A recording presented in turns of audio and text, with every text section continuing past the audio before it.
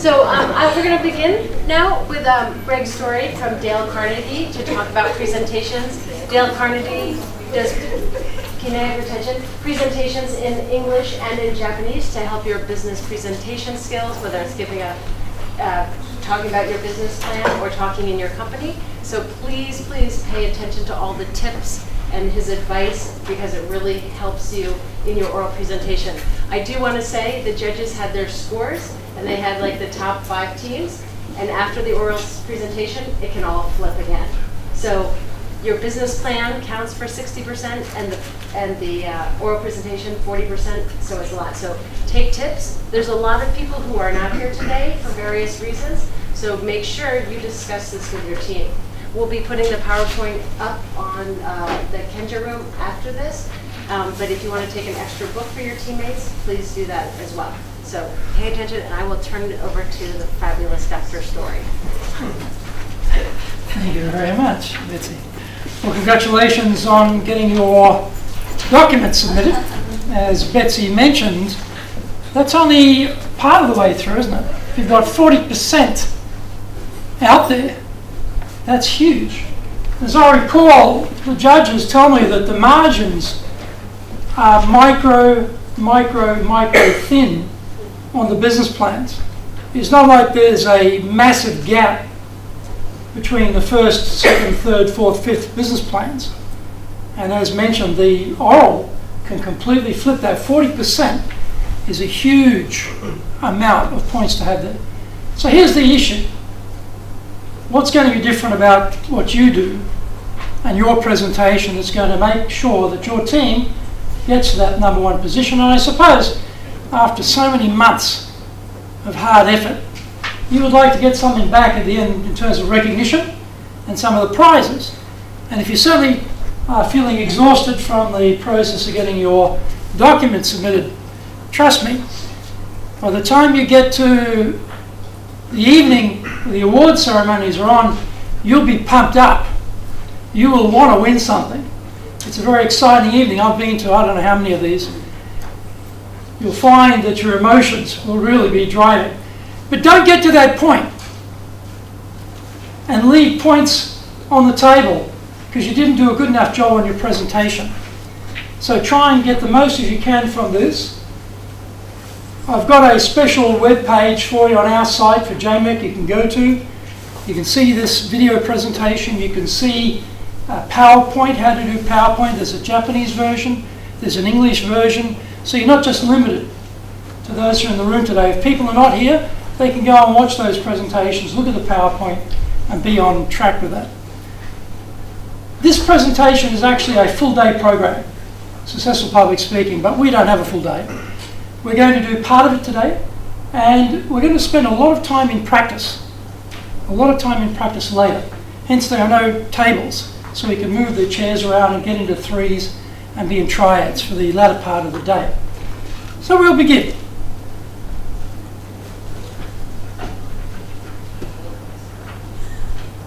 This is a study of 200 vice presidents done by the Wall Street Journal in the States.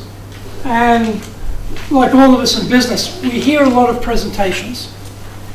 What do people think about the quality of the presentations they've been hearing? Well, as you can see here,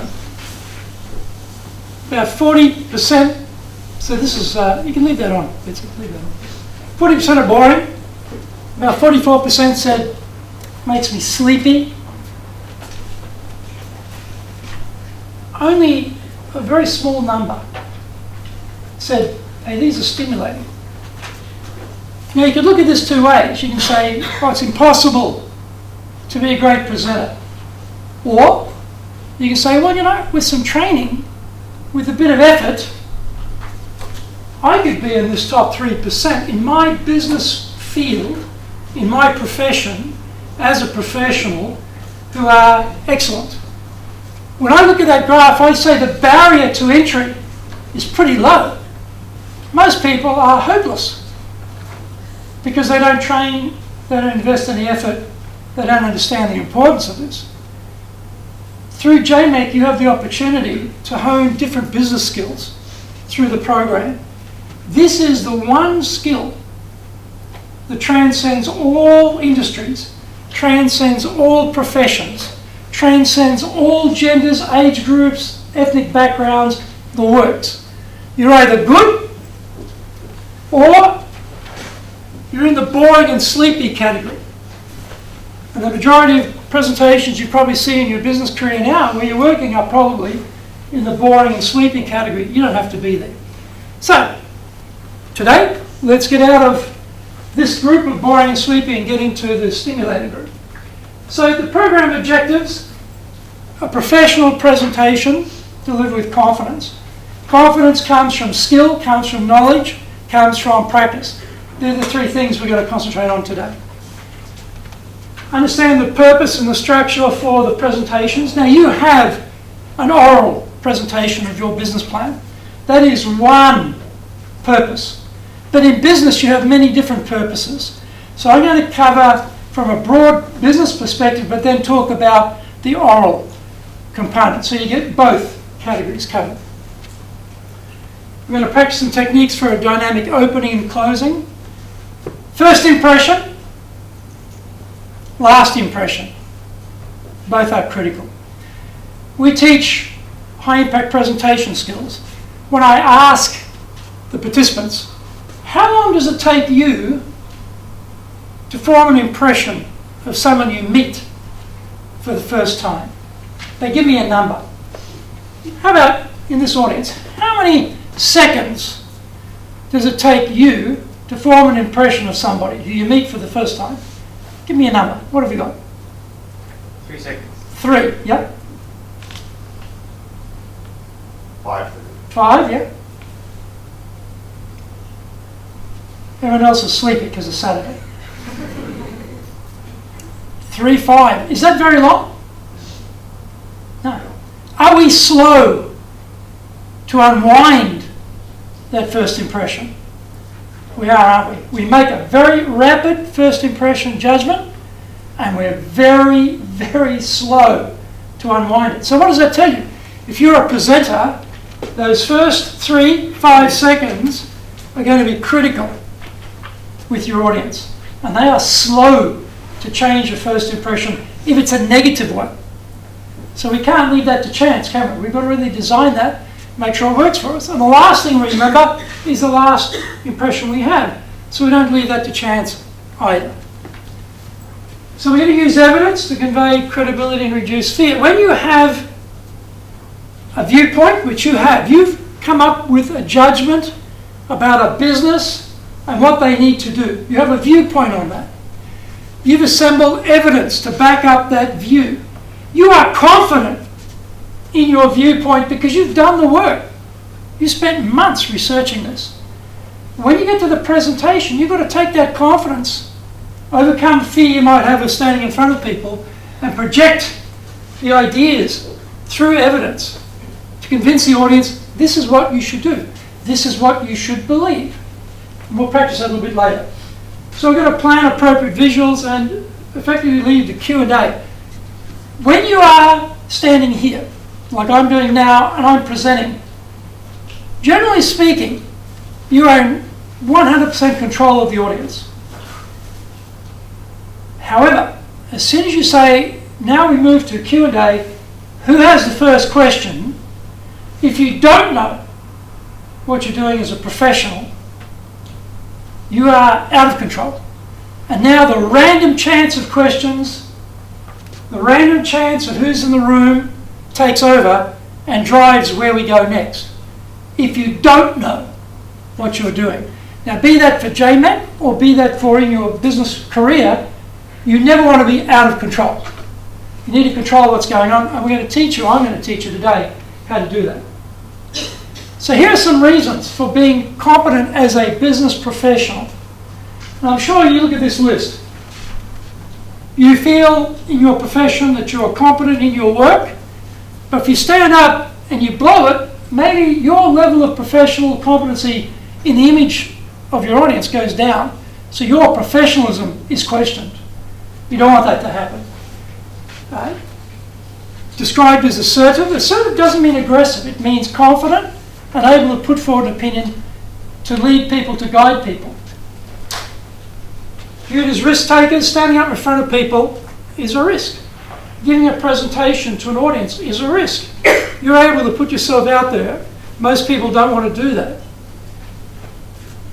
Your confident reputation, when you see someone get up and give a great presentation, their whole credibility goes right up, their business reputation goes right up, and the reverse is the same. If they blow it, it goes straight down as well. Seen as professional, less stress, right? You want to be able to do these presentations without stress. Admired by your peers, particularly handling Q&A. If you are ever in an audience, in Japan it doesn't happen so often, but in Western audiences it happens, where it's a very, very acrimonious debate, very hot environment, people attacking the speaker. Happens. Can happen in companies when you've got political rivalries. People trying to go to the top over the bodies of their rivals, right? When you handle those attacks which are hidden inside the Q&A, hidden as questions, they're not really questions. They're attempts to embarrass you.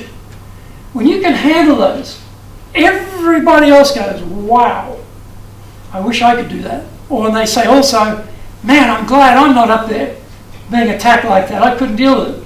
So again, you can be admired by your peers through your credibility, your professionalism, and your capability, and demonstrate your leadership qualities. If you can't persuade people, how are you going to lead them?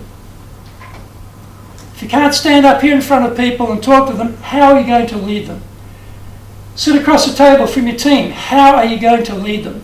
You've got to have that capacity to command an audience, be persuasive, and get people to come with you on the journey. And then able to motivate and inspire. You are taking a company from where they are now, happily ensconced where they are now, to a new place. Because you've said, you know what? Your business is over here. We think it should be over here. Well, that's motivation, isn't it? They've got to change what they're doing and do something new. Most of us are not so great on doing something new part. Most of us are not so great on the change part. You're asking them to make a change. You have to inspire them, you have to motivate them to do that. You've got judges judging your plan. You need to motivate them to say, hey, this is a great plan. This is the winning plan. This is something that is going to really help this company grow its business. And finally, career advancement. If you cannot stand up in front of seniors in the company and present credibly and professionally, they are not going to select you to be one of them. If you stand up in front of your industry peers and you cannot command that professional respect through your presentation skills, you have no credibility in your own industry. So these are not small things. This is a fundamental building block of our business careers. And for most of us, we never get training. We live in permanent state of fear. And we fail to maximise the opportunities available to us for no good reason. Absolutely no good reason. So let's change that today. Let's get on the front foot. We might have a couple of people sitting alone there. See if you can find a group. Let's get into twos or threes. It doesn't matter. Amongst yourselves, form little twos or threes there. I'd like you to think about, what do you see are some qualities of outstanding presenters? We're not looking about average presenters, outstanding presenters. Let's have a little discussion in our groups. Qualities of outstanding presenters. Any questions on that? We all good? Let's go. Okay, thank you. So let's hear some ideas you have on what are some qualities of high-level presentations. What do we have there? Yeah. We thought that storytelling and putting emotional points into it so that people are feeling it. Yeah, storytelling, emotional points. So it doesn't mean that your presentation has to be dry without the human dimension in your oral presentation.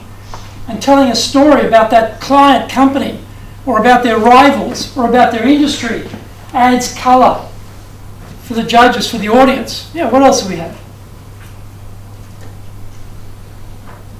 Yeah. Sense of humor, ice breaking. Sense of humor, ice breaking. Yeah, how we begin. How we begin. Imagine your judges have been listening to a whole bunch of presentations. How are you going to differentiate yourself from the other groups, other teams that come before you? If it's your turn as the first of the day, how do you break in? If you're the last of the day, how do you break in? Yeah, that's going to make a big difference. Yeah, what else? Try not to use difficult or technical words. Yeah, don't use jargon or technical words, and I think all of our companies are full of jargon, right? We use acronyms for everything. And you could have a whole sentence strung together with just acronyms, which everybody in the company understands, but often we forget that. With technical audiences, it might be fine. What about non-technical audiences? Yeah, what else? What else have we got? Yeah. Are you waving to her or are you putting your hand up? I'll take that as you're putting your hand up. What was the question again? Thank you for that, sir. I don't know if that fits in here, but not to write the answers on the slides, I would say. Pardon? Not to write the answers on the slides, what you want to say. Yeah, it depends. I guess it depends on the presentation. Sometimes you may want to reveal them, as I'm about to in a moment. And what I mean is that people don't listen to you if you... Yes, if you've got too much text up there, that's right. They read the slide and they take no notice of you. Yeah, that's a good point. Now, I was told that, amazingly, in last year's presentations, people would actually try and put the entire presentation on one slide in micro font. What could possibly be wrong with that, do you wonder, hey? And then others would then proceed to read the slide to the audience, facing the slide, so, perceived as competent, described as assertive, viewed as, this type of thing. That's probably a winning formula for a presentation. So if you want to lose, try that. If you want to win, maybe don't do that. Yeah, what else? What are some qualities of outstanding presentations? Yes? Maybe be concise, don't repeat your point again and again. Yeah, be concise, not repetitive. You might have some key points you want to drive home, but you do that in a way that's not rambling and not repetitive, but is powerful. Yeah, what else? Tapped you all out? Yeah, one more, Kim. Like intonation and how... The delivery, yes. That's really what to speak your words. Many presentations I hear in Japan are delivered in a monotone. Guaranteed to put people to sleep. Guaranteed. Over half an hour, wipes out most of the audience. So that fluctuation in voice is important. We'll talk about that a little bit later. Because often Japanese speakers, they think because Japanese is not a tonally varied language, that you don't have that access to vocal variation like we do in European languages. Not true. I'll explain that a little bit later. One more. Last call. Yes, over here. Passion for the subject. Passion for the subject, yes. Yes. We believe what we feel in many cases. We'll talk about congruency, which is the aligning of what is being said with the delivery of how it's being said. And passion plays a big part in that delivery component. So here's some ideas came up from other groups. Outstanding presenters, well prepared. Structure is good, rehearsal is good. They know their subject. Tailored to the audience, presentation is tailored to the audience. So depending on who's in the room, they set the bar of complexity and maybe language, maybe technical language, depending on who's in the audience.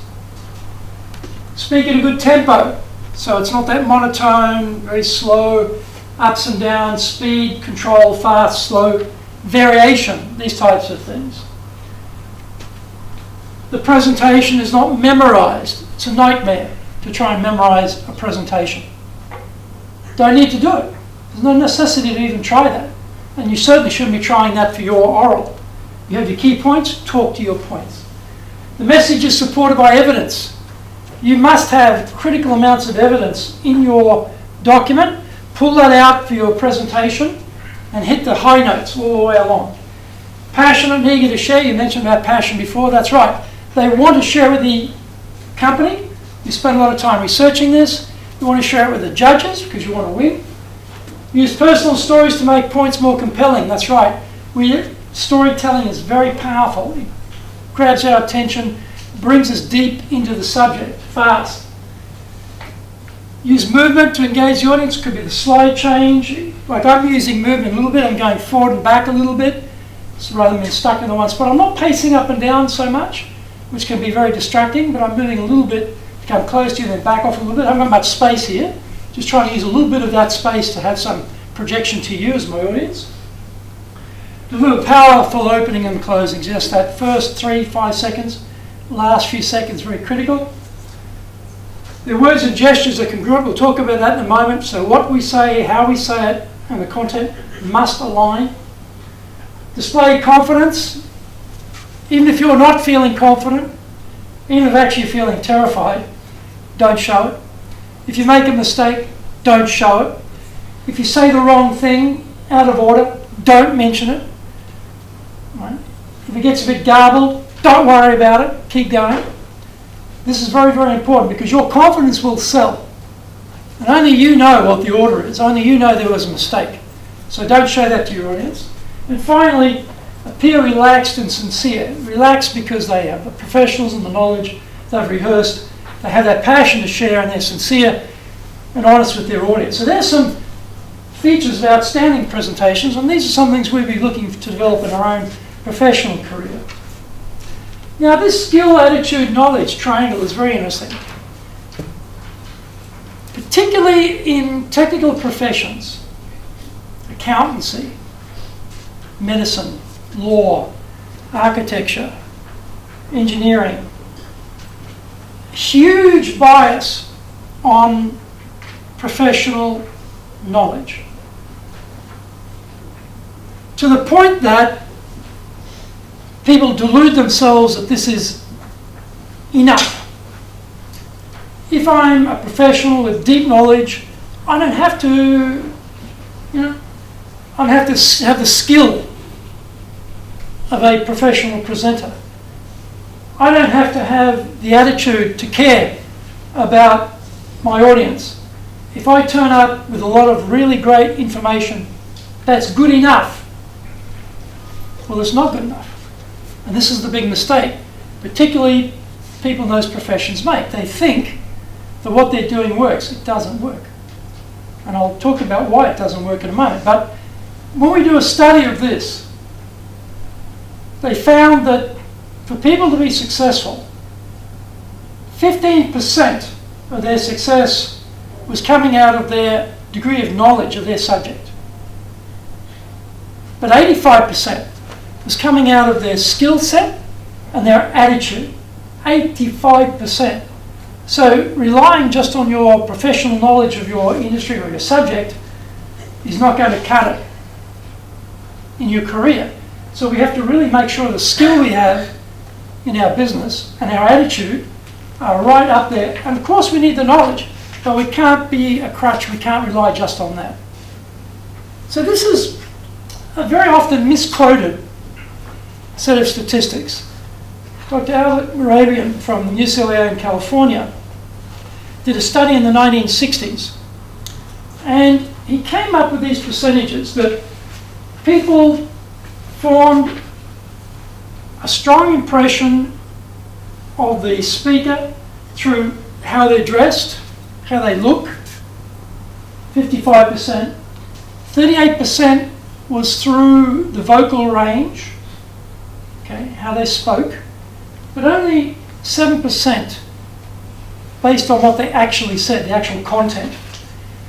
Now people start saying, well, yes, presentations, it's 55% how you look, it's 38% how you sound, and it's 7% of what you say. No, that's not correct. What Dr. Moravian said was, these numbers apply when we are not congruent. Now the word congruent here means the content of what I'm saying and the way I say it are not matching up. And when they don't match up, I lose focus on the content. And I get distracted by how people look and how they sound.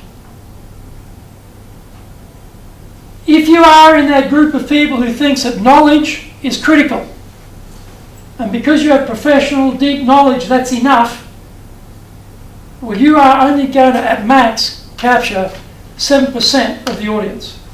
93% are not going to recognise the high quality of what you're saying. You're losing 93% of your audience when it's not congruent. I'll give you an example. Kimo, can I borrow you? You can stay right there. Stay right there. Imagine I'm Kimo's boss. I walk up to Kimo and I say to Kimo, Kimo, I want to see you in my office in 5 minutes. I've got some good news for you. What do you think is going to happen to Kimo? All right? But if I wrote those words down, Kimo, I'd like to see you in my office in 5 minutes. I have some good news for you. Hearing that, Kimo might think, I'm getting a promotion. I'm getting a bonus. I'm getting a pay rise. I'm getting something good. Same words. But the first time I said it, I sounded, how did I sound? Sorry? Angry. I sounded angry, didn't I? Did I sound friendly? No. Did it sound good for Kimo? No. Because what I was saying and the way I said it didn't match up. So you read my body language, didn't you? You read angry, stiff body language. You heard the tone of my voice was not friendly. I was looking at him in a very harsh way. You didn't hear what I said. Kimo, I want to see you in my office in 5 minutes. I have some good news for you. That's what I said. But you didn't hear that. The other distractions killed it. Now this is the problem. When you're presenting, if you're saying something in a way that is not matched by the way you're delivering it, people miss the message. So let's be congruent with what we say and how we say it. So if it's a really critical point and you say it in a very monotone, flat, passionless manner, people won't switch onto it. But if you put some sincerity, some enthusiasm, some passion behind that statement, where you're hitting key words, bang, communication goes right through the roof. You see that? I added some energy to what I was saying. I clicked my fingers on the indicator, both fingers going up. See, I was adding some strength to what I was saying through the way I was presenting it. So you naturally, you took that up as a high energy point. That's what I'm saying, as opposed to flat, dead type of delivery. So where you've got key points in your presentation, you want to hit those hard with the judges. Don't deliver it in a monotone. Pick out critical words and hit those words harder than the surrounding words to give it more lift. Okay? That's what we mean by congruency. So the first section this morning, we're going to try and understand a little bit about fear and how we can reduce it, how to build rapport with the audience, how to communicate competence and confidence, and then we're going to look at fear here. It's a tricky one because everyone, I think, as a speaker, experiences fear to some extent. If I'm standing here in front of an audience of 50,000 people, for example, I might have a higher level of anxiety than in front of 50 people. Right? It'll vary for each of us. What will give us that level of anxiety? For me, one of the most anxious moments as a presenter is being asked to give the closing speech at a Dale Carnegie training regional convention. Happened a few years ago in Vietnam. Now, my audience is full of professional teachers of presentation skills, to a person. every single one of them. These are people who do this for a living, total professionals. Now, I'm speaking in front of them. That was a lot of pressure for me, because I'm talking to my peers, but I'm talking to peers at an extremely high level. So even for people who are used to doing a lot of public speaking, there are levels where you will feel stress. But don't worry about feeling a bit of fear. We're all humans. We naturally feel fear.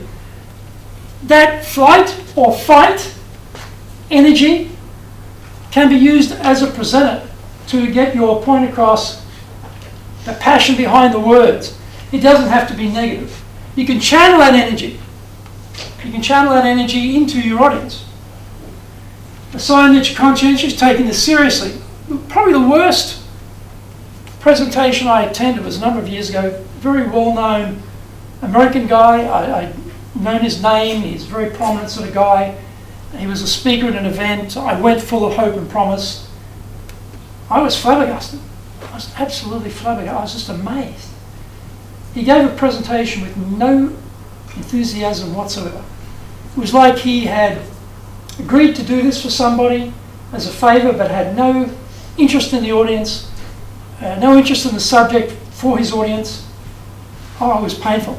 It was really, really painful. So I didn't feel that guy was very conscientious about what he was doing.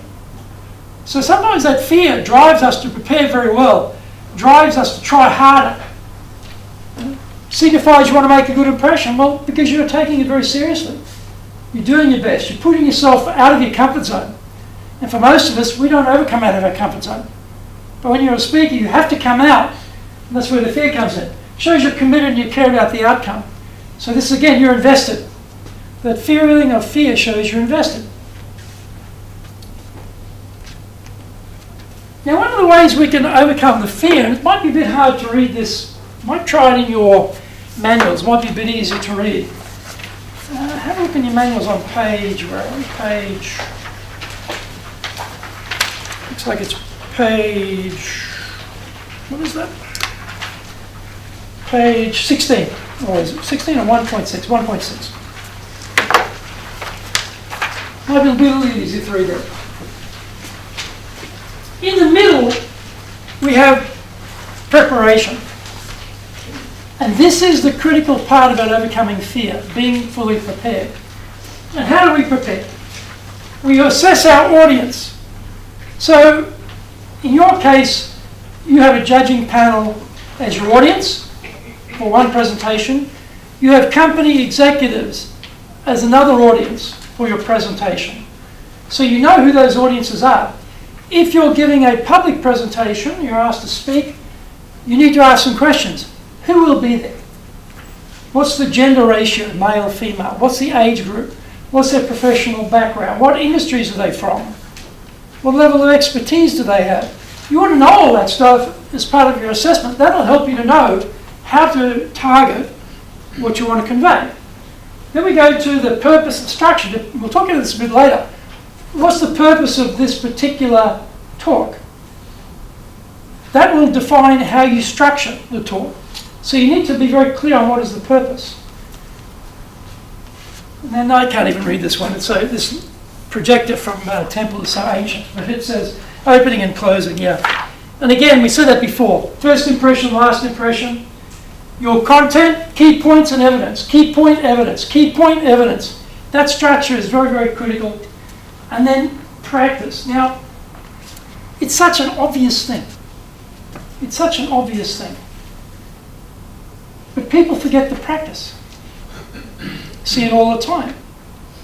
They spend all of the time on the PowerPoint preparation. All of it. And they never practice running through it. They never practice rehearsal. So the first time to practice it is on their audience. Trust me, that is not a great place to do the practice. Better to practice on your peers or even in a mirror than do it on your audience. But people forget that. If you've done this, who's my audience? What level do I need to talk at? What is the purpose? Very clear. That gives me the structure. I have a great opening, great closing. I design that. I don't leave it to random chance. I design it. Then here's my opening. Key point, evidence. Key point, evidence. Key point, evidence. close, then I go into do it over and over again. That particular speech I gave in Hanoi, sorry, no, Ho Chi Minh, it's Ho Chi Minh, in Ho Chi Minh in Vietnam, I practiced that 15 times before I gave that presentation.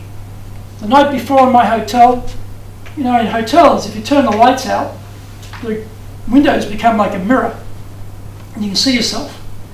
So I'm gesturing to invisible people, imagining they're in my audience, seeing myself present, doing it over and over and over again, because I know who I'm facing in my audience. I know the level of those people. I know I must perform at a very high level, otherwise I have no credibility. 15 times. Now it's only a 10-minute closing, but that's the type of thing you need to do. Maybe not 15 times, at least 5 before you do it. Now if you're going to go on this presentation and it's 30 minutes and you haven't drilled this at least 5 times, you're kidding yourself. You may as well just take that 40%, kick it straight out the door, because you won't even come close. Those who practice more will win. That will be basically how it'll be decided. Those who practice more will win. So make a choice. Do you want to win or not? Practice.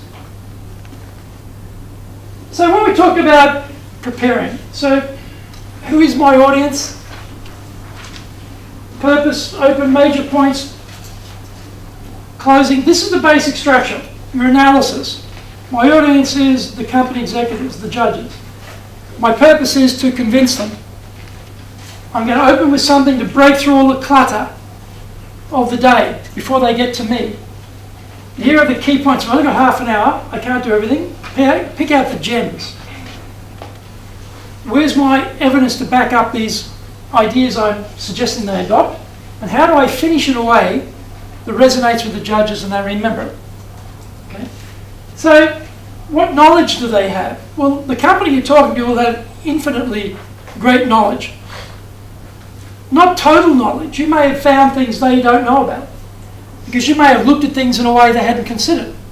You may have done research they hadn't bothered to do. Everyone's busy. Companies don't have unlimited time and resources to do everything. So you have had months to work on this where they have not. Expertise, yes, they'll have a certain level of expertise, industry or specific. Experience, yes, your judges are very experienced. Your company individuals will be very experienced, of course. Prejudice, yeah, they may have certain views. The judges may doubt things that they read in your business plan. The company may be stuck doing things the old way all the time and think that you can't change. What do they need versus what do they want? Want, it may be nice to have. Need is you must have it. Now often in companies we get into the want to have because we haven't really analysed enough what we really need because we're too busy doing it. We say work on your business, not just in your business. There's a big difference. But as companies, we're very busy. We tend to be working in our business and forget to work on our business. You are our saviour here because you are working on our business from a completely neutral, external viewpoint, seeing things that we won't see. I'm sure in your work environment there are probably posters or things on the wall, decorations, trees, plants, whatever. You don't even notice them. You don't even notice them. You go to work, you don't even notice them because they're every day. Well, that's what happens with companies. We tend to not notice a lot of things because it's there. It's too obvious. But someone from outside comes in and says, "Oh, look at that. That's got a big crack in it." Oh, really? Oh, I never noticed that before. That's the difference. You're going to notice the cracks. You're going to notice the things that are not obvious to them because they see it too often. So you have a huge opportunity to show what they need to be doing as opposed to what they think they want to do. And then goals. What are the goals that the audience is trying to achieve? That company is trying to outdo their rivals. They're trying to survive. They're trying to make cash flow. They're trying to expand. They're trying to take market share. They're trying to improve in their quality. They're trying to improve in their customer service. There'll be a number of areas they want to improve. Internally more efficient, more productive, better retention of staff, ability to hire better people. All of those things will be goals, and hopefully you're going to talk about how they can achieve some of those goals because they will hopefully want to hear that. So we're going to look at the purpose and structure. So what is the purpose structure of the presentation? How to organize your material, logical progression of ideas. So I said before about purpose.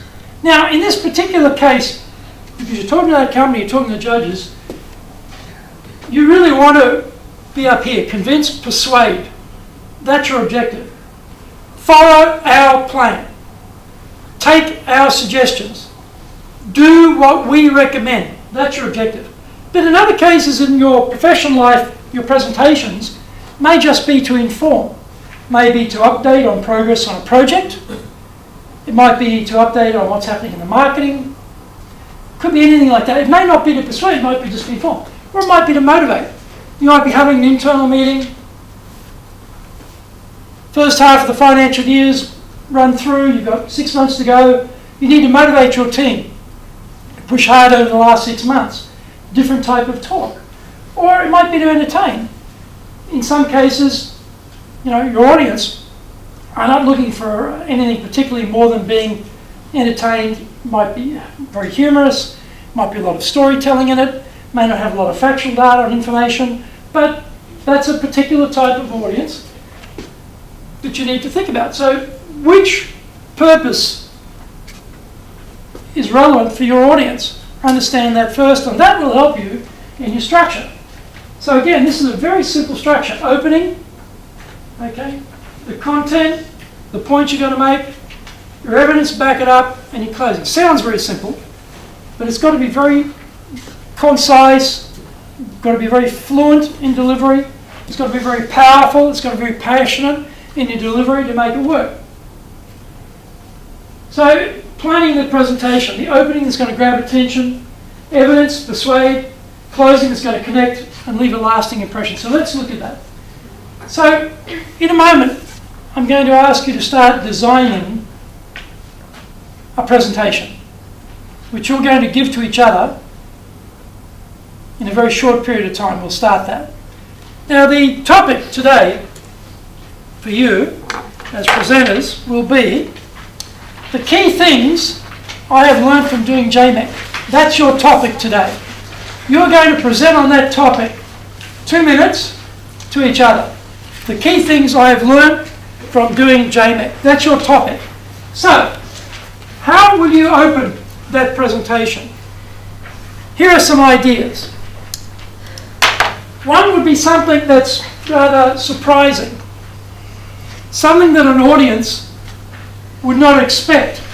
A statement that you would make that would really surprise them and rock them a little bit. Might be a puzzle. Might be something that gets people thinking, well, I don't quite get that. I want to hear more about that. Could you explain that a bit further? Trying to get your audience in. It could be an event. It could be relating something that happened. Say your visit to the company. It could be something that happened with your team, for example. It could be something that happened in your workplace related to what was happening in your JMEC. Some support from your boss or your teammates, or obstruction from your boss or your teammates at work. Something that happened in your JMEC world that's relevant for this talk as an opening. So you get into this is a storytelling part right there. Or the no nonsense might be, today I'm going to talk about 3 things. And then you say it's boom, boom, boom. A type of agenda opening. Now you've only got 2 minutes. That's not a long time. But that's enough for you to go through the practice we're going to do. So take a few moments now, and we're going to design that opening. Either something that's a big surprise. JMEC caused my divorce. Could be quite possible, actually, given the time you have to put into this. That's a very surprising statement. You want to hear more about that, right?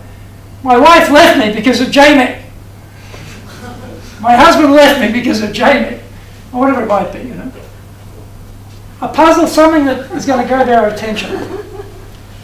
I found the secret to business success. That's a puzzling statement. I found the secret to business success doing JMEC. Well, what is it? What is that secret? I want to know. See? Like that, Emma. Oh, I was gonna say, should we include all of that? The No, opening? just pick one. Just pick one. It's only an opening. This might be 10, 15 seconds. You've only got, in this case, 2 minutes. And as you said before, you've only got 3 to 5 seconds, as you discovered yourselves, to get that first impression. This is to break into the mind of your audience. Now, the judges will either have arrived in the morning and be incredibly grumpy because it's morning and it's early and it's a weekend. They have just come back from lunch because now they're sleepy and tired. It's the last presentation of the day, they're angry. Because between you and beer at clock time is one presentation. You know, might be the second day, they're even more angry the second day in the morning because they're really tired now. And it's early, etc., etc. You get the point? So you've got a limited window. If you're talking to the company, the sponsoring company, they've got a whole bunch of stuff floating around in their heads about the work day. You're probably talking to them at night after work. Their minds are already chewed up with a whole bunch of other stuff. You have to jump in there, open up some space and get your presentation into their mind. All right. That's not so easy. So your opening is how you do that. Your opening cuts between what has happened up to the point of you turning up and what's going to happen for the next part of this presentation. That's the opening you have to create in the mind of your listener. Okay? Got the idea? Any other questions? Okay, I'm going to give you 1 minute to pick one of these and think about your opening of your 2-minute presentation on what you've learned from JMEC. All good? Let's go. So you've had a bit of an opportunity to think about how you're going to open, break through the clutter in the mind of your audience. So we talked before about key points. You've done the research. You've spent the time.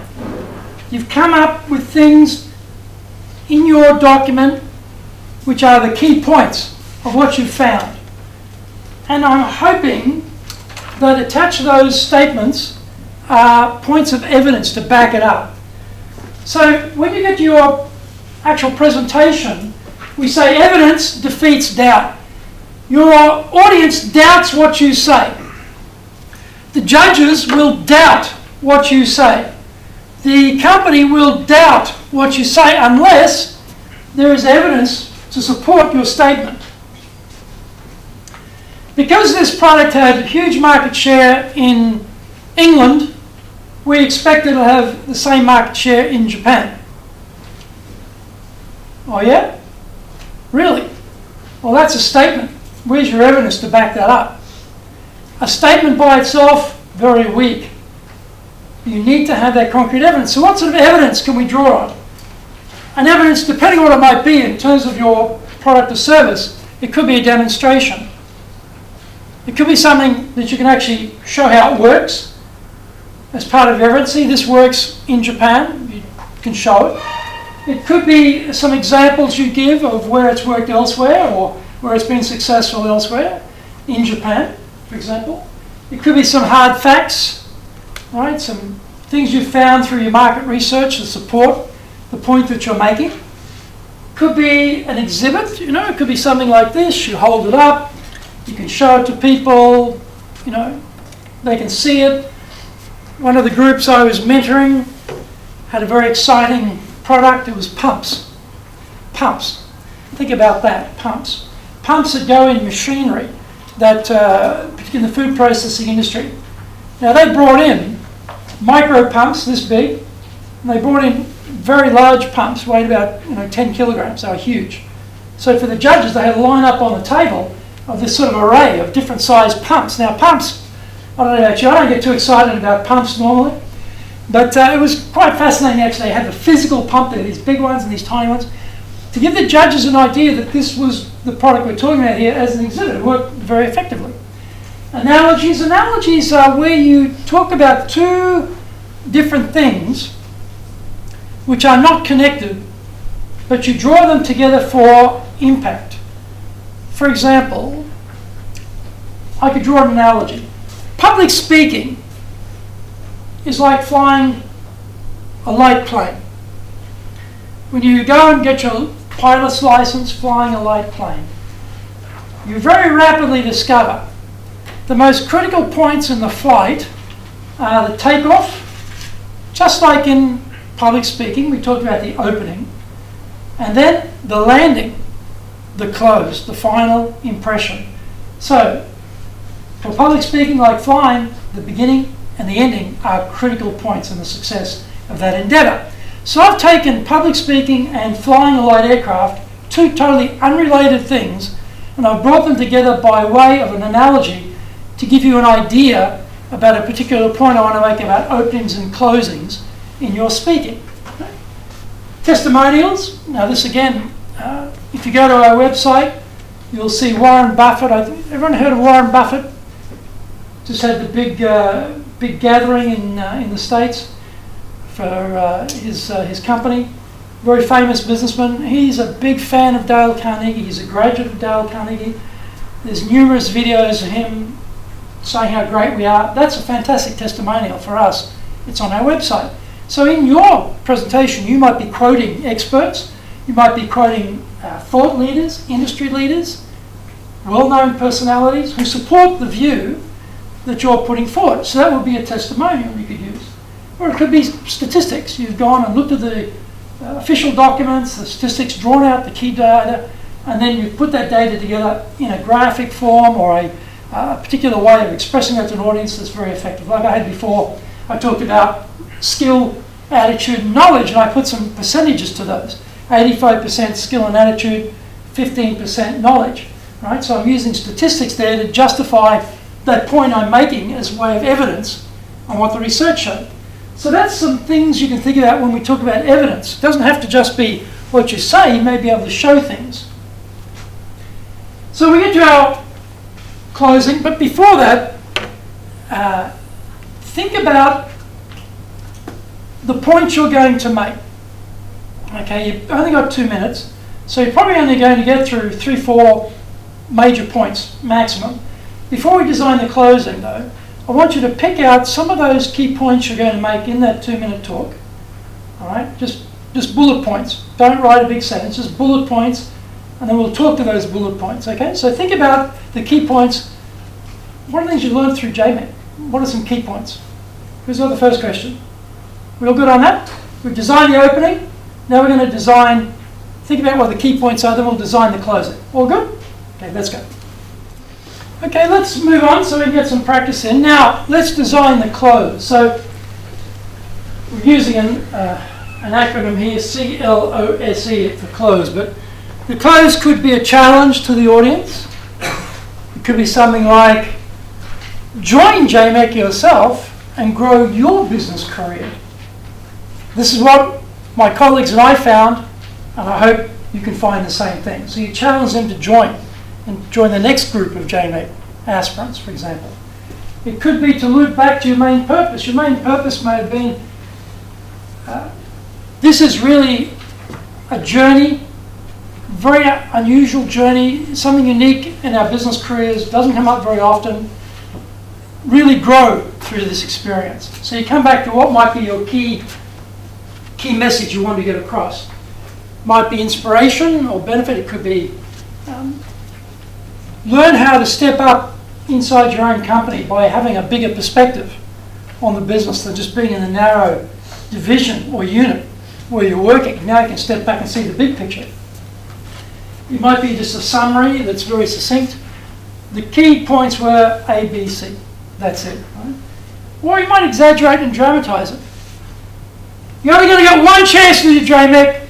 Don't blow it. Get in there and do it and be one of successful alumni like we are who've taken our careers to the next level. Something like that. So you're very passionate, inspiring people, exaggerating or whatever it might be, dramatizing, whatever it might be. So there's some things to think about for the closing. So you've got an opening. You've got some key points. Now think about those key points. How do you want to close it out? Do you want to challenge, loop it back, be inspirational, summarize, or do you want to dramatize it? take a couple of moments and think about how you want to finish this off. Last impression now. What's the last impression you want to leave with your audience? Last thing they hear and see from you, what should that look like? That's the first question on doing the close. All good? Okay, let's design the close. Okay, we'll move along and we'll get into our practice in a moment. So this is a mini version of what you'll do in your half an hour with the judges. You're going to have how we're going to break through the clutter, get into their minds, what key points are we going to present with evidence, how will we close it out to be memorable. Because immediately they finish with you, they get together and then they discuss about your presentation and give you a score right there, right then. And then at the end, they'll do a sort of amalgamation of all the scores to balance it out.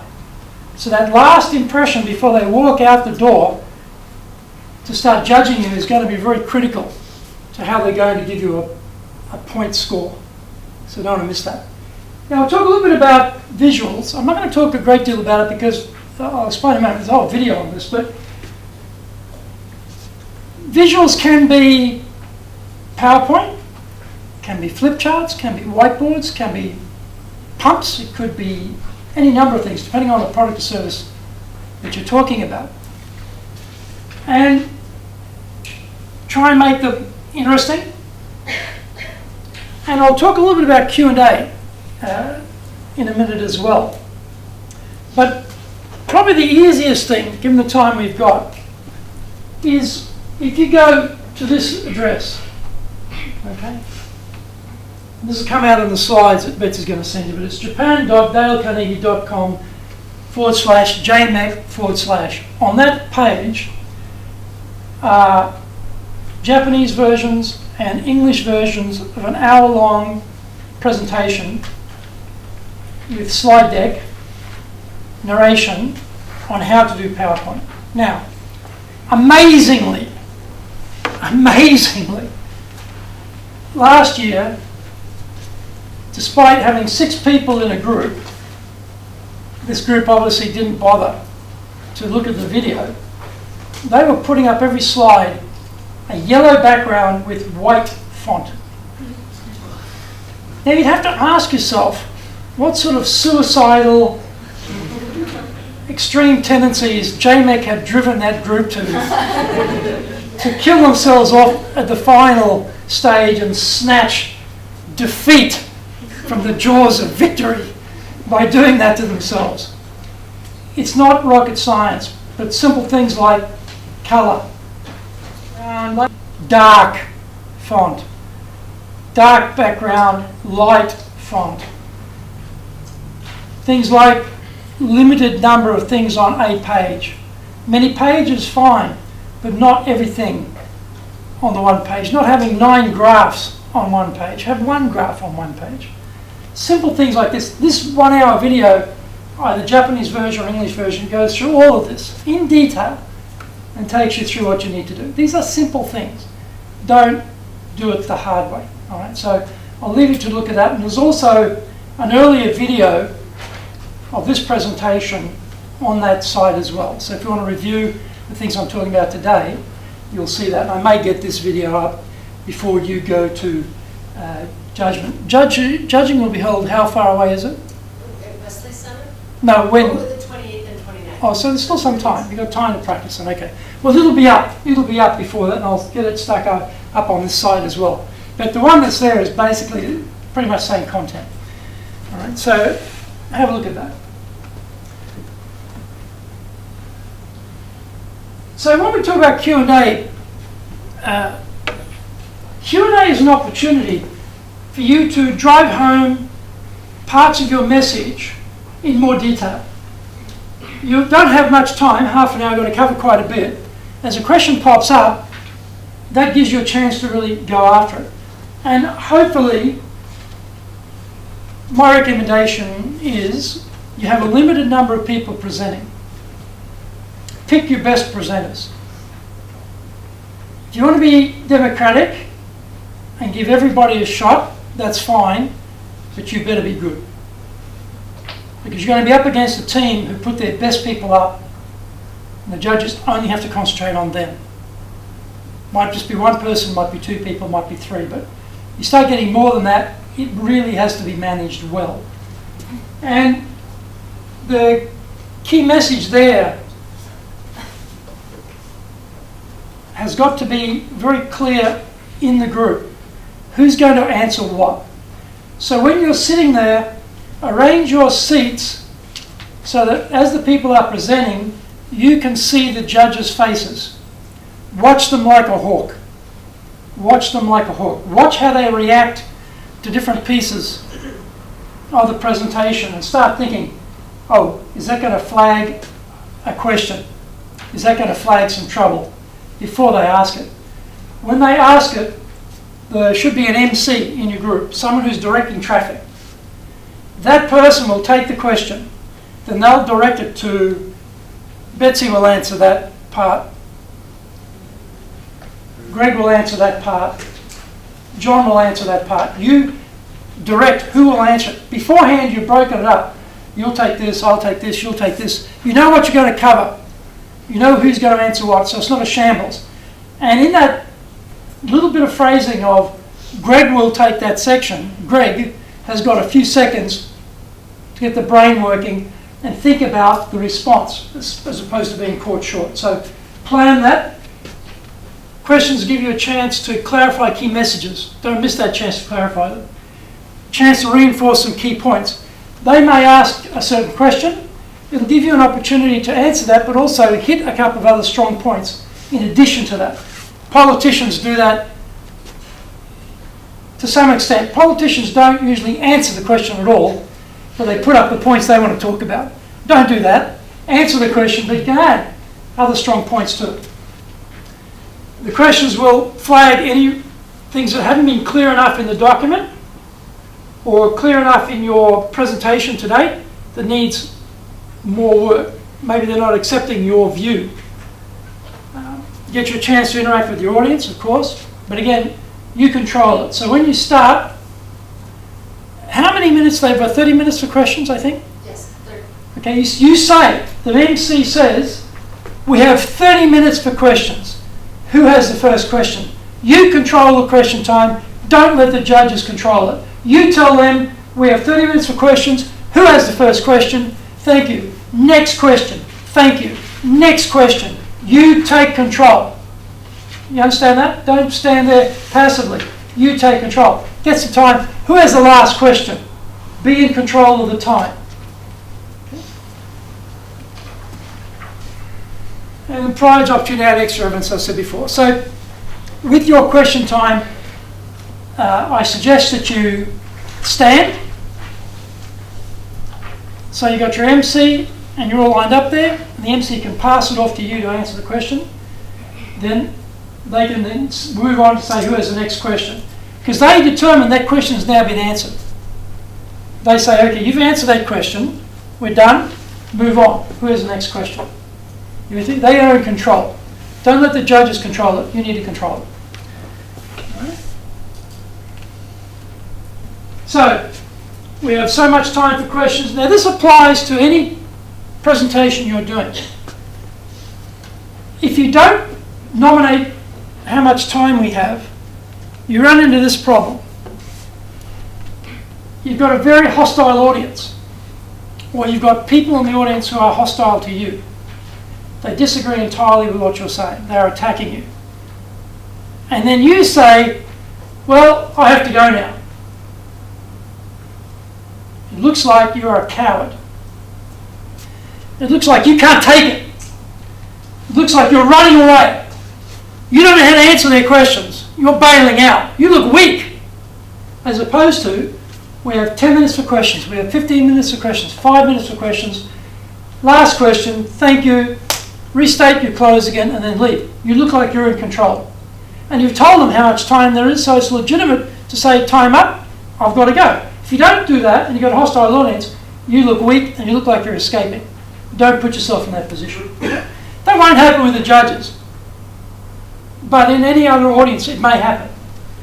Okay? So who has the first question? You listen, repeat, rephrase. Now, the beauty of this is you've got an MC who's passing it on to you, so you get a little bit of thinking time. If you don't have that situation where there's an MC handling the question intake, you can say things like, yes, it is important how the budget is allocated. You make a neutral statement. Won't upset anybody. Give yourself some thinking time. The distance between your ear and your mouth is very close. So we often tend to hear something, particularly if we're feeling nervous, and we tend to come out with an immediate response. I'm sure all of us have had the experience of having said something and then thought, you know what, I shouldn't have said that. Or you know what, I could have said that a better way. Or you know what, I forgot to say this. Or it often happens like, 2 hours later, you get some genius response that you should have used, but you didn't get a chance to use it. Too late. So by giving yourself a little filler word there, a little sentence, how we allocate the staff for this project is very important to the company. Neutral statement, thinking time, not your first response, go to your second or third response and bring that out. So the same here, where you might paraphrase the question. Even the MC has handed the question off to you, you might give yourself a little bit more thinking time and just paraphrase the question. So the question was, why didn't we allocate money in the budget for the PR campaign? Right? Just to give yourself a little bit of thinking time to clarify. Then, after all of that, respond. Be very careful about instant response in any situation. Try and give yourself a little bit of thinking time to build in there. Next question. Now, if there are, in this case, there'll definitely be questions from the company or from the judges. But if you're in a situation where there are no questions, you say, ask for questions, silence. A question I am often asked is, and you have your own question, state it, then you answer it. Who has the next question? Because often people are not brave enough to ask the first question. So you ask it, and then you ask them, and you'll always be surprised. People will suddenly put their hand up to ask the second question. All right, so have that prepared. Who has the final question? Time. There's a final question. Judges. We're getting to time. A final question from the judges. Control it. Then go back and reiterate your closing key points. So there are actually, in the speaking, there are two closes. Opening, key point evidence, key point evidence, key point evidence, close, Q&A, close again.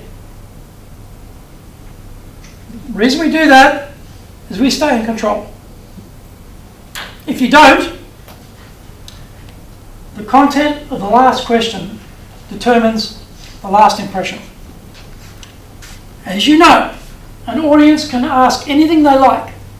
They can take the entire discussion completely off subject, off track, onto something absolutely irrelevant to what you're talking about, and that's where you leave it.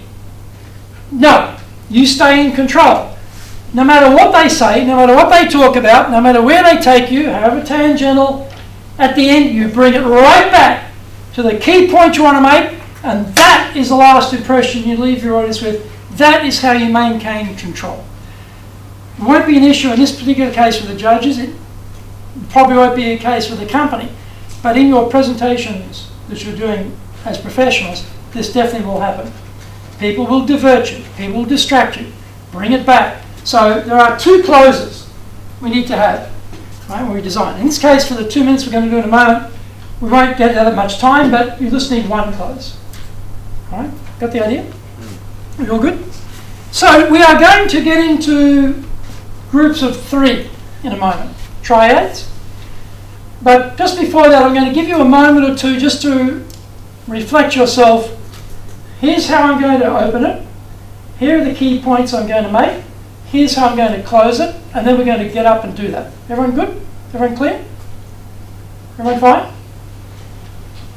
Any questions? All right. Reflect on what you're going to deliver. Okay, looks like we're almost ready. Just before we go into that, I'm going to take you through some of the mechanics of speaking. These are guidelines on those little blue cards I gave you. This is something you can keep in your purse, or your wallet. Anytime you have to get up and give a talk, you can refer to this. I'll just explain what each one means briefly. The first one is about eyes. This is about eye contact. It says 6 seconds and 6 sectors. It talks about making eye contact with someone for about 6 seconds. 1 or 2 seconds is rather fleeting. You can't really connect with anyone. Longer than 6 seconds becomes a bit intrusive. Staring at someone, they start to feel uncomfortable, like you're some sort of crazy axe murderer or something, staring at them. Around about 6 is a good balance. 6 sectors, a bit like with a baseball diamond: left field, centre field, right field, inner field, outer field. There are 6 pockets there. The point is to be talking to every part of your audience, not just this side of the room or the front part of the room. Get everybody involved, right? That's what that means. The second one there, we talk about the face. This is, again, being congruent. If it's an unhappy or sad situation, don't smile. Not congruent. Look like what you're talking about. Worried or depressed, show the face. If it's happy, look happy. So get your face to be moving. Now, for Japanese people, I know this is a bit of a challenge because you're not encouraged to do that when you're speaking. You're supposed to be very poker face. But get some animation in the face, hit certain words with some passion and energy. Try and get the face involved as well. It's very powerful. In fact, the face is so much more powerful than this. Now you notice I'm standing over here. Notice the podium is set up, all the equipment is set up over there. Because this room is set up by people who don't know about public speaking. They're academics. Okay. We read, and increasingly today in Japanese, we read left or right. So, English, left or right. Look at my face, read the screen.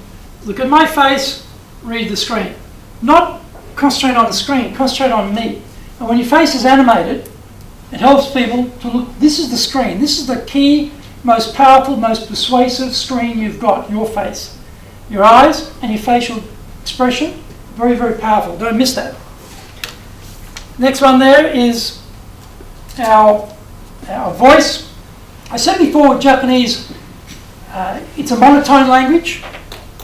Therefore, you might think, well, you can't have tonal variety. That's not correct. You can put in strength on keywords. You can take it out. Take the strength away on keywords as well. You can really speed it up. You can slow it down. So even though Japanese doesn't have a tonal variation, through speed and power, you've got levers to have tonal variety, so you don't kill an audience and put them to sleep. So we're looking for that tonal variety. We're looking for things that are not monotone. Talk about gestures now. Preferably with gestures, this is a great place to have your hands. If you're using your voice, your face and your eyes, no one even notices where your hands are. So people are very self-conscious about their hands. What do I do with my hands? If you're using this part, eyes and voice, no one even looks at your hands. So when you bring your hands out, bring them up, but don't hold a gesture for longer than 15 seconds. Because after 15 seconds, all the power of that gesture dies, and it looks annoying. So it's like a tap. You turn it on, turn it off. Turn it on, turn it off. So you bring them up, put it away. You bring it up, you put it away. You bring it up, you put it away. On, off, on, off. There's variety there. And again, the congruency. What you're saying, gestures, you're talking about some high or large amount, that's a good gesture for it. Something low, this is a good gesture. This is a good gesture. This is a good gesture, depending on what you want to say. So you match the gesture with the content, so it's congruent. 15 seconds maximum though. Next one there is pausing. When we are nervous, we tend to speed up. We tend to become a little bit faster than we are normally speaking. Pauses are good. It allows our audience to catch up with what we've been saying and digest it. It allows us to regroup and prepare what we're about to say. Nobody in an audience is going to complain about pauses. Hey, you stop talking for 5 seconds. That's not allowed. No one's going to say that. If you stopped talking for 5 seconds, they'd be happy about it. Gives them a chance to think about what you just said. There was a pause there. Doesn't seem unusual, does it? It's quite natural. So that continuous talking is different. I had an Indian gentleman in one of my high-impact presentation classes. First speech was 3-minute speech. Didn't stop. There was no pause. It was constant for 3 minutes. Couldn't believe it. At the end of that 2-day high-impact presentations class, he was brilliant. He had pauses. He had variation. He slowed it down, sped it up. It was terrific. What a difference. From a guy who just spoke continuously for 3 minutes. Not a break anywhere. And very fast, with a very strong Indian accent. It was pretty tough for the audience. But he really worked on that. And where you do have an accent, I tend to speak quickly. I have to really remember when I'm speaking in Japanese to slow down, to help my Japanese audience adjust to my Aussie accent when I speak Japanese. Right? The same, if you're speaking English, you might need to do the same thing. If we're English native speakers, we need to slow down too to let our audience capture what we're saying. And then finally there we're talking about posture. There are different audiences, different occasions, different environments. But generally speaking, if you want to look professional, this probably won't do it for you. It looks a little bit too casual, a little bit out of place in a business context. Normally about maximum about shoulder width. Both legs straight, but the knees slightly relaxed, not stiff. Right? And stand up straight. And use your head rather than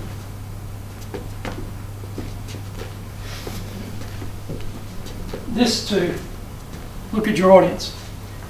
And I see people do that. And pacing up and down, you often see speakers up and down, because they're very nervous. That's why they're pacing up and down. They're not in control. And boy, does that get annoying very fast. So it might be a little bit of movement, not too much. Don't have to be in the one place all the time. But good, strong, straight posture is good. The ladies too, you know. This is probably good. This is probably not so great. Looks a bit too casual. Ladies tend to do this a lot, I notice.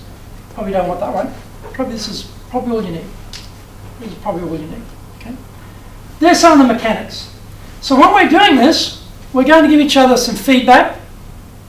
Now, there's only 2 types of feedback allowed here. In Dale Carnegie, only 2 types of feedback.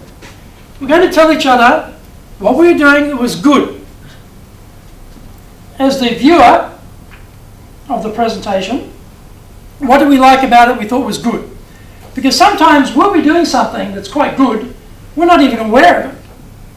So, oh, is that good? Oh, I'll keep doing that. Or if we're doing something we're aware of, we get some reinforcement to keep doing it. The other thing is, we're going to do this presentation again very shortly. How can we make it even better?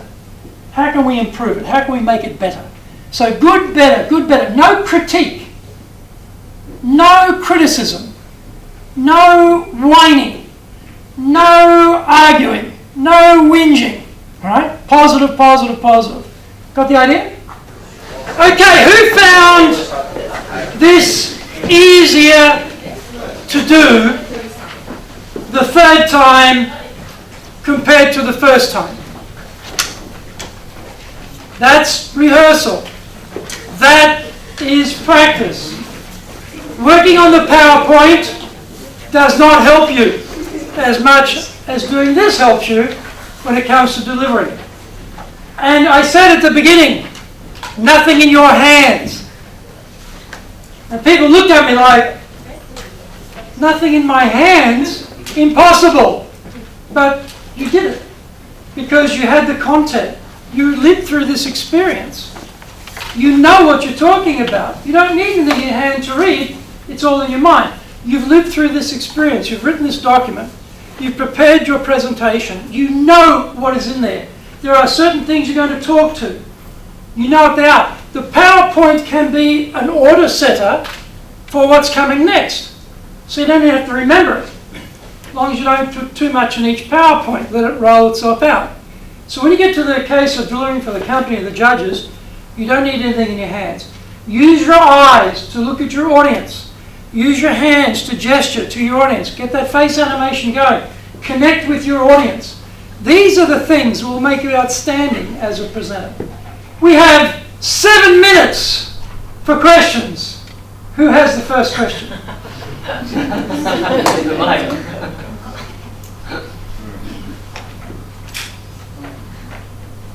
Yes, please. When I talk to the audience, some of them didn't understand one of the specific term I use. So I'm wondering, in the real presentation, how much prior knowledge do you expect that the judges to have? Are they usually all went through the business plan so that they know the terms already, or some of them are a little bit lazy, so we should start something? So the question is about use of technical terms or specific terms. In your case, you're working off a written document, which is your business plan, which you are presenting to the judges. They are not lazy. They are very passionate people.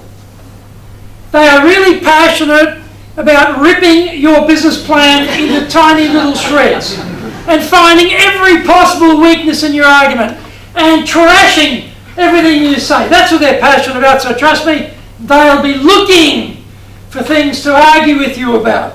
So they will know exactly what you're talking about. But if you have an audience who are not familiar with the business plan like your particular judging audience will be careful about using terms, or if you use them, explain what they are for your audience so they can follow on. But in this particular case, don't worry. They will have been looking in great depth at everything you said. Who has the next question? Thank you. I thought I saw a question over here. I had a similar question. Similar question, yes. Same answer, so. Okay, we're good. Who has the next question? Yeah. When it comes to questions, the judges are going to dig in. But if we get to a situation where completely go mind blank, you don't know what to say. As a presenter, in terms of good presentation skills, how do you overcome that kind of situation? You're very lucky in this case. The question is about, I get a very tough question. Judges are digging in and I go blank, I can't think of an answer. In your particular case, you're very lucky. You hand it straight back to the MC. You have an MC in your group. If you get to a point where you can't answer that, you hand it back to the MC, give yourself a little bit of thinking time. They will probably be very calm, cool and collected and relaxed because they're seeing you answer it. They're also thinking of the answer. They'll have an answer. But then if you want to add something later to that, you can do it. If you get to a point where you don't have this particular situation, it's a real audience who are not judging panel, and you get a very hard question and you really haven't got a good answer, you can just say, well, I don't really have a full answer for you at this moment. Let me think about that a bit more and I'll come back to you. Where's the next question? And you move on. You've said, I don't have a full answer for you at this moment. I will think about it a bit further and I will come back to you. And then you very smoothly and elegantly move on. Who has the next question? This becomes important if the question is actually a hostile question and maybe you get a bit flustered. You know, you really have a gall coming here tonight and giving us this talk with the lack of preparation you've done for this. Stand up in front of all these people giving up their time to listen to you and you insult us. We have absolutely no knowledge of the subject. That's completely obvious. So really, tell me, how can you make that statement? That is absolutely ludicrous. Now, you get that sort of treatment. Your mind might go blank very easily. You might be flustered. You might be really at a loss. It can happen. So you need to have a situation where you can deal with that and say, well, thank you for your feedback. I appreciate that. Maybe let's take the discussion offline. Who has the next question? Move on. Move on. Don't debate, don't argue, move on. That's how you get yourself out of trouble. Don't get into an arm wrestle with that person. Accept what they say, but don't debate it. And who has the next question? Yeah. How should the MC properly pass the question on to somebody else? Like, what would be? Debbie, thank you very much for that question. The person to answer this would be Greg. Like that. Just like that. And you know in advance that it's going to be Greg, because that's Greg's section. So you're all prepared to go anyway. Then I get a bit of thinking time, how I'm going to answer that, hand it off to me, then I answer it. And then if we need to, we might say, one of you might put your hand up and have an extra answer that you want to give in the group who wasn't the designated person to take that question. You may have been thinking of some very good answer, or a better answer maybe, than what that person came up with on the spot, and they put their hand up, and you say, yes, I think Betsy, it looks like she'd like to add to that. Betsy, what have you got to say? And just like an MC, just very smoothly, you be in control. Don't let the audience or the judges control it. You control it. Okay? Here's the next question. Like I'm doing just now. Yeah, go ahead. I'm just wondering how to make a smooth connection. For example, the one who answered the question has no enough detailed answers, and the other person wants to supplement the answers. How can we make a good connection? The question is, how can we make a smooth transition when you've got someone who's designated to answer the question and the other person wants to add something? I think in that case, if you are, let's say you should be standing. Don't be seated when you answer the question. Stand, right? And have your MC on one side so you can see the MC and they can see you. Because it's very hard when you're in a line. John, could you answer that? It doesn't work very well, right? You want the MC over here. You want your panel lined up here so they can see the judges too, right? So the judges' panel's here, your panel's there, MC's here, so they can see everybody.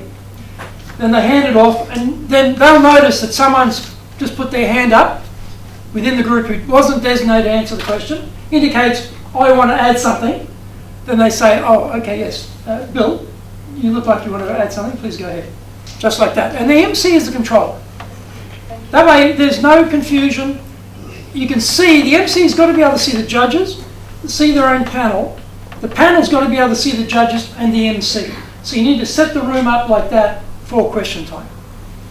Who has the final question? See how this works? It's so easy, isn't it? We have no more questions. Are we on a final question? Yes? Should we update the I forgot the name of the person, but like Debbie, with how much time is left? The judge, you mean? Yeah, the question is, should we reference to the judge how much time is left? No. Okay. They know. They know. But well, standing between your question and their coffee break is only your question. So they will have it down to the nanosecond. They'll know exactly how much time is left. You're in control. If you pull it up at 1 minute off the time, 1 minute early, you pull it up. You are in control. So you know, final question, it might go a little bit over, go a little bit under. You can't control that. The answer you can control.